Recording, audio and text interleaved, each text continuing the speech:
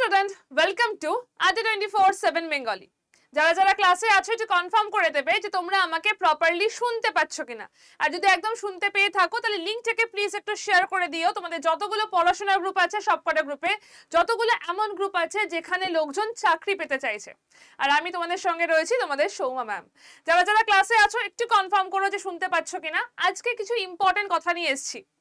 2026-এর মধ্যে যা যা ব্যাংকিং এক্সাম রয়েছে, আমি ডিরেক্টলি তোমাদেরকে বলে রাখছি, যা যা ব্যাংকিং এক্সাম রয়েছে তার কমপ্লিট ডিটেলসে আমি কথা বলতে এসেছি।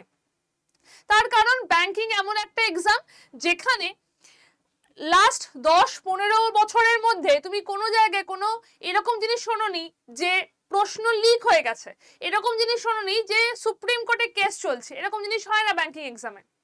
ব্যাংকিং এমন একটা এক্সাম যেখানে খুব নিট অ্যান্ড ক্লিন এবং খুব তাড়াতাড়ি, নিট অ্যান্ড ক্লিন তো বটেই, তার সাথে খুব দ্রুত তুমি তোমার নিয়োগপত্র হাতে পেতে পারো। তার জন্য একটা নিয়মের মধ্যে থাকতে হয়। তুমি যদি প্রপার ওয়েতে যদি প্র্যাকটিস করে যাও, তোমার প্রস্তুতি চালিয়ে যাও, তাহলে 1 বছরের মধ্যে তোমার ব্যাংকিং এক্সাম ক্লিয়ার করা 100% পসিবল। আজকে সেগুলোকে নিয়ে ডিসকাস করব। যারা যারা ফ্রেশার্স রয়েছে তোমরা কি করে প্রিপারেশন শুরু করতে পারো সমস্ত কিছু নিয়ে আজকের এই সেশনটা থাকছে। আজকের এই সেশনটা ভীষণভাবে দরকারি, তাই লিঙ্কটাকে প্লিজ একটু শেয়ার করে দিও। একদম ফার্স্টে আসছি যে 2026-এর যে ব্যাংকের এক্সামগুলো রয়েছে তার মধ্যে আমরা কি কি সিলেবাস পড়বো। আমি এর আগে তোমাদেরকে বলেছি আমি ডিটেল সিলেবাসেও যাব, তাও একটুখানি বলে রাখছি সিলেবাস আমরা কি কি পড়ছি। কোয়ান্ট পড়তে হবে, আমাদের কি কি সেকশন নিয়ে ডিল করতে হবে। WBCS বলো, রেল বলো, তুমি যদি অন্য কোনো যে কোনো স্টেটের এক্সাম বলো, সেই সমস্ত এক্সামের তুলনায় এইখানের সিলেবাসটা অনেকটা কম। কেন কম? তার কারণ এখানে ইতিহাস, ভূগোল, বিজ্ঞান কোনো কিছু পড়তে হচ্ছে না।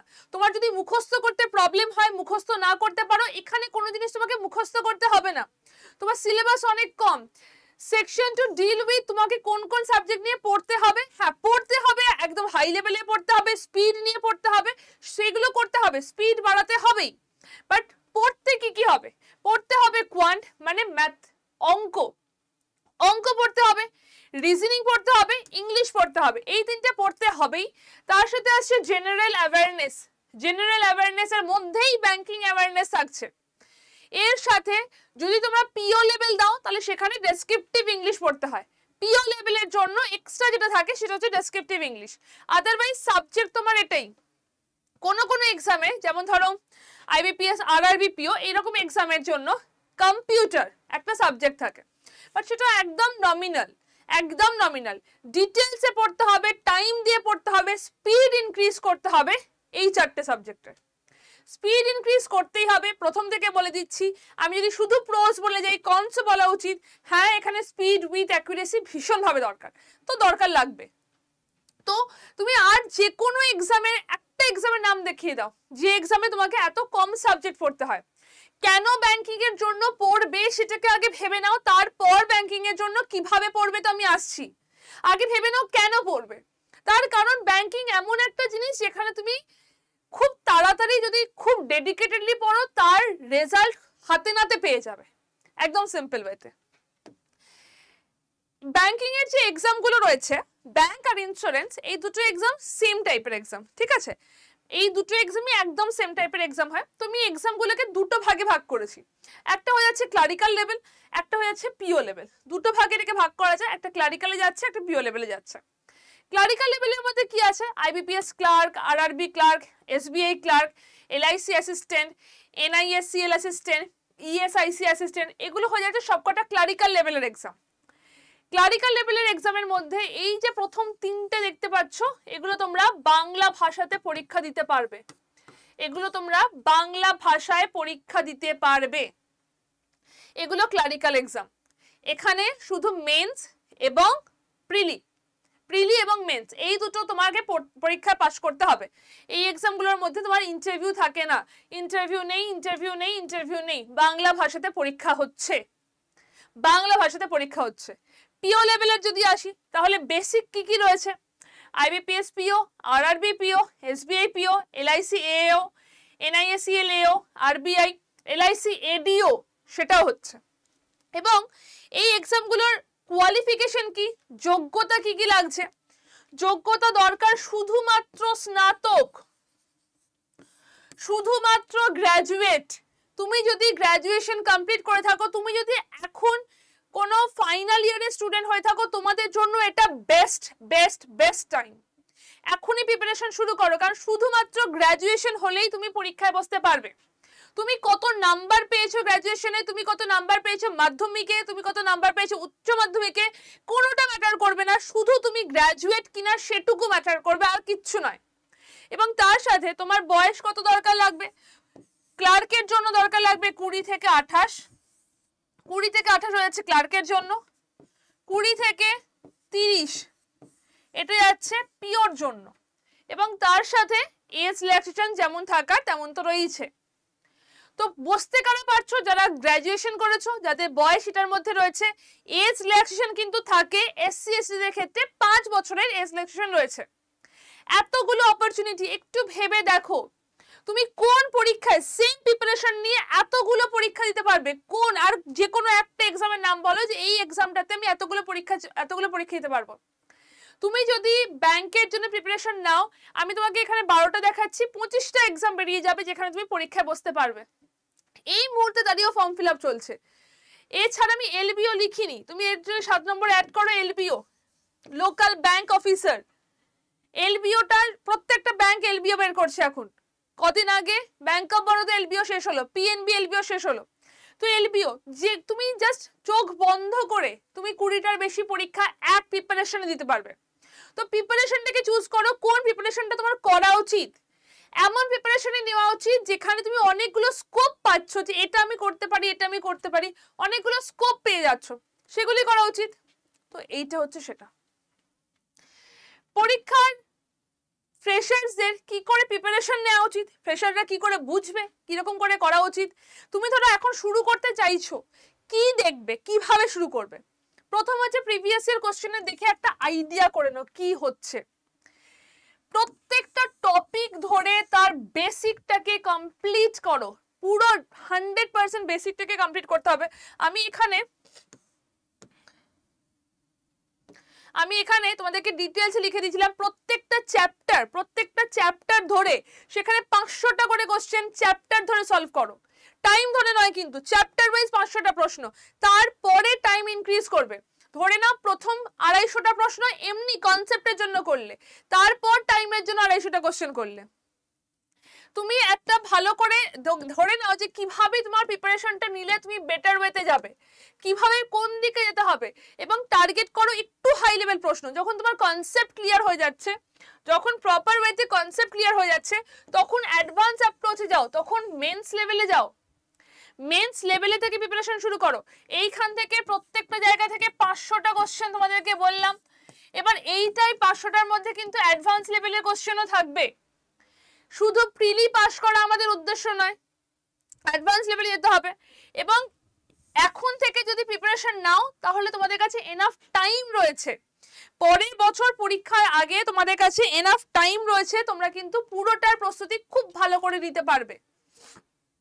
কি করে প্রত্যেকটা প্রশ্ন ডিটেইলসে পড়তে হয় তার একটা ভিডিও আমি এর আগে করে দিয়েছি, সিলেবাস আমি আগে বলে দিয়েছি, আমি আরেকবার বলে দেবো।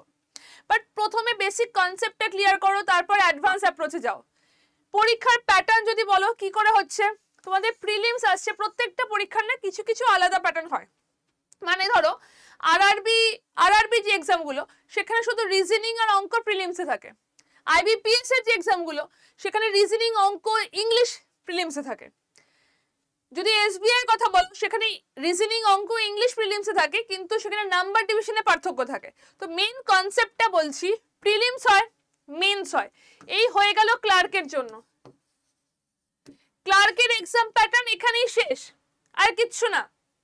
ক্লার্কের এক্সাম প্যাটার্ন এখানেই শেষ। পিও লেভেলের জন্য এর সাথে আসছে ইন্টারভিউ। পিও লেভেল যদি করো তাহলে তার মধ্যে আসছে ইন্টারভিউ। এই পার্থক্য। তোমাদেরকে প্রিপারেশনটা একদম হাই লেভেলে নিতে হবে, তাহলে তার আন্ডারে যে এক্সামগুলো আছে সেগুলো সবকটা চলে আসবে। যদি পিও লেভেলের এক্সামের প্রিপারেশনটা করো, তার আন্ডারে যা যা এক্সাম আছে সবটা তোমার কভার হয়ে যাবে। সিলেবাস কি কি রয়েছে যদি জানতে চাও যে কি কি পড়তে হবে, কি কি ডিটেলসে গিয়ে পড়তে হবে, তাহলে একবার দেখে নাও। তোমাদেরকে ডিটেলসে এখানে দেখিয়ে দিচ্ছি। একদম ফার্স্টে আসছে রিজনিং এর টপিক। এটা আমি আগের দিন তোমাদেরকে বলেছিলাম। রিজনিং এর মধ্যে আসছে পাজল, সিটিং, সিলক্স, coding decoding, inequality, blood relation, input output, direction, order ranking, alphanumeric series. যে টপিকটা আমি বলছি না, এই টপিকটাই মেন্স, এই টপিকটাই প্রিলিমস। এর মধ্যে কিছু কিছু টপিক প্রিলিমসে আসে, কিছু কিছু টপিক শুধুমাত্র মেন্সে আসে, এরকম টাইপের থাকে। এবার এই জিনিসটা, এটা যত তুমি কম্পিটিটিভ এক্সাম পড়বে তার মধ্যে সব থেকে ছোট চ্যাপ্টার, বিশ্বাস করো এর থেকে ছোট জিনিস পড়তে হবে না। তো কম জিনিস যখন পড়ছো তখন বেশি টাইম দিয়ে তো পড়তেই পারো। যখন জিনিসটা কম পড়ছো তাহলে বেশি টাইম দিয়ে তোমার পড়াটা খুব একটা প্রবলেমের হবে না, তাই না? তো এইটা হয়ে যাচ্ছে সিলেবাস, এটা আমার রিজনিং এর সিলেবাস। পাজল, সিটিং, সিলক্স, coding decoding, inequality, blood relation, input output, direction, order ranking, data sufficiency, statement conclusion মানে লজিক্যাল রিজনিং এর পার্টটা, সেই পোরশনটা যাচ্ছে পুরোটা। এটা আমি পুরোটা বললাম যেটা আমাদের রিজনিং এর সিলেবাসের মধ্যে যাচ্ছে। এরপরেরটাতে আসছি ম্যাথসের সিলেবাস। ম্যাথসের সিলেবাস যদি ডিটেলসে বলা হয়, ম্যাথসের পোরশনের মধ্যেও কিছুটা পোরশন থাকে যেটা স্পিড ম্যাথের আন্ডারে আসে, কিছুটা থাকে অ্যারিথমেটিক এবং কিছুটা থাকে ডিআই, কিছুটা থাকে ডিআই। এই তিনটে ভাগে ভাগ করে তোমাদের প্রশ্নটা হয়ে থাকে। Number system, simplification, approximation, number series, DI এর জন্য একটা আলাদা টপিক বলছি, DI, quadratic equation, percentage, average, profit loss, SI CI. এই কোশ্চেনগুলো, এই পয়েন্টগুলো তোমরা আগে ক্লাসে করেছো, তোমরা ক্লাস 10 পর্যন্ত এগুলো পড়েছো। Speed and distance, problems on ages, probability, এগুলো তোমরা ক্লাস 10 পর্যন্ত পড়েছো। এমন জিনিসই তোমাদেরকে পরীক্ষা দেওয়া হচ্ছে, শুধুমাত্র একটু স্পিড ইনক্রিজ করে পড়তে বলা হচ্ছে, আর কিচ্ছু না। এরপর যদি ইংলিশের কথাতে আসি, রিডিং কম্প্রিহেনশন আসছে, ক্লোজ টেস্ট আসছে, ফিলিং দ্য ব্ল্যাঙ্কস আসছে, স্পটিং দ্য এরর আসছে, মানে গ্রামার আর ভোক্যাবস, সিম্পল গ্রামার আর ভোক্যাবস। পিও লেভেলের মেন্সে ডেসক্রিপটিভ ইংলিশ থাকে, আদারওয়াইজ গ্রামার আর ভোক্যাবস, আর কিচ্ছু না। গ্রামার আর ভোক্যাবস তুমি ক্লাস 5 থেকে শুরু করে 10 পর্যন্ত গ্রামারের একটা বই আমাদের ছিল, ওই মোটা বইটা, ওটা যদি একদম ক্লিয়ার থাকে তাহলে এটাও ক্লিয়ার, গ্রামার আর ভোক্যাবস। তাহলে এমন জিনিসটাকে চুজ করা তোমাদের বেশি উপকার হবে যেখানে অনেক ইজি বলছি না, যেখানে একটু সহজে তোমরা চাকরির জন্য পড়তে পারছো, তুমি অপরচুনিটিটা একদম ঠিকঠাক পাবে। এখানে কোনো চুরি হবে না, এখানে কোনো কেস করা হবে না। তো তোমার অপরচুনিটি তোমার কাছে প্রপার ওয়েতে থাকবে। তুমি যদি খেটে পড়ো তুমি চাকরি পাবে, তুমি যদি না খাটো তুমি চাকরি পাবে না, অ্যাজ সিম্পল অ্যাজ দ্যাট।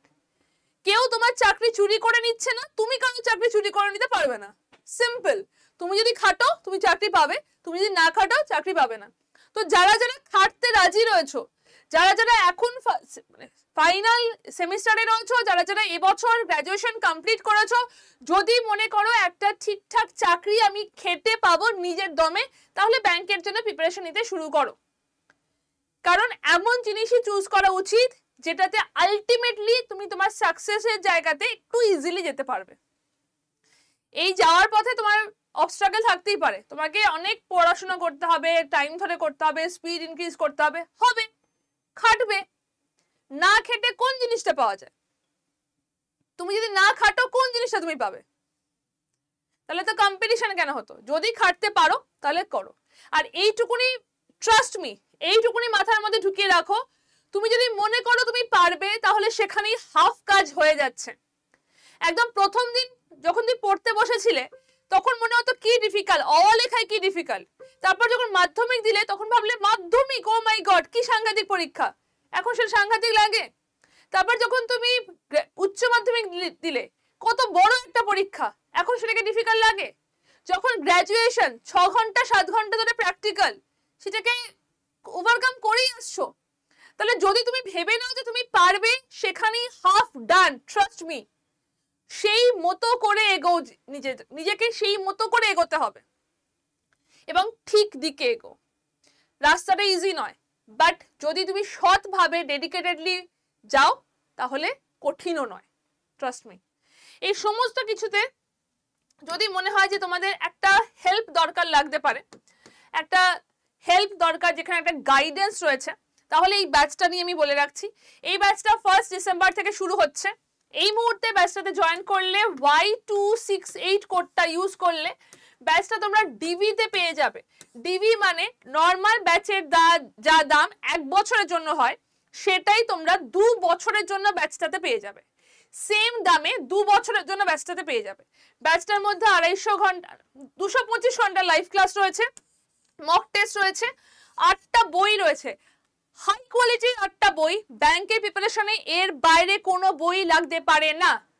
আমি এই কথাটা এসে এখানে বলে রাখলাম, আড্ডা 24/7 এর বই ব্যাংকের জন্য একদম A1 লেভেলের বই, এর বাইরে তোমাদের আর কোনো বই লাগবে না। 8টা বই তোমার বাড়িতে পৌঁছে যাবে। Y268 কোডটা ইউজ করলে আজকে এই ব্যাচটা ডাবল ভ্যালিডিটিতে পেয়ে যাবে। 1 বছরের প্রাইসে 2 বছরের জন্য ব্যাচটা পেয়ে যাবে। কি করে পারচেজ করবে সেটাকেও একটু বলে রাখছি।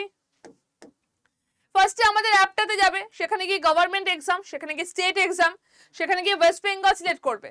তারপর আসবে স্টোর, ডান দিকে নিচে রয়েছে স্টোর। স্টোরের পরে যাবে find product by exam. Find product by এক্সামে গিয়ে যাবে বেঙ্গল ব্যাংক। বেঙ্গল ব্যাংক, সেখানে গিয়ে যাবে ব্যাংক ফাউন্ডেশন ব্যাচটা দেখতে পাবে।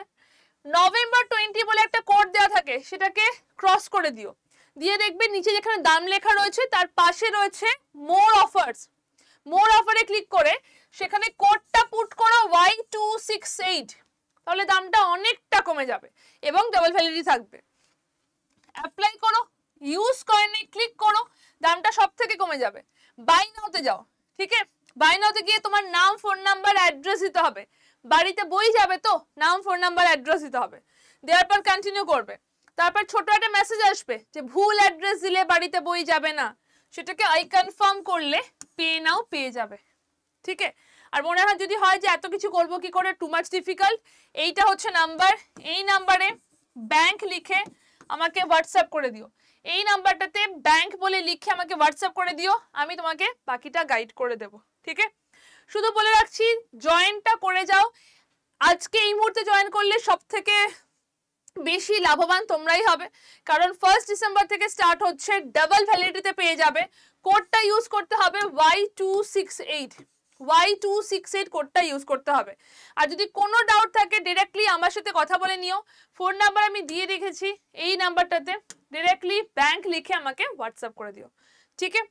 চলো টাটা, তোমাদের সঙ্গে দেখা হচ্ছে আবার ডিরেক্টলি ক্লাসে। সবাই ভালো থেকো।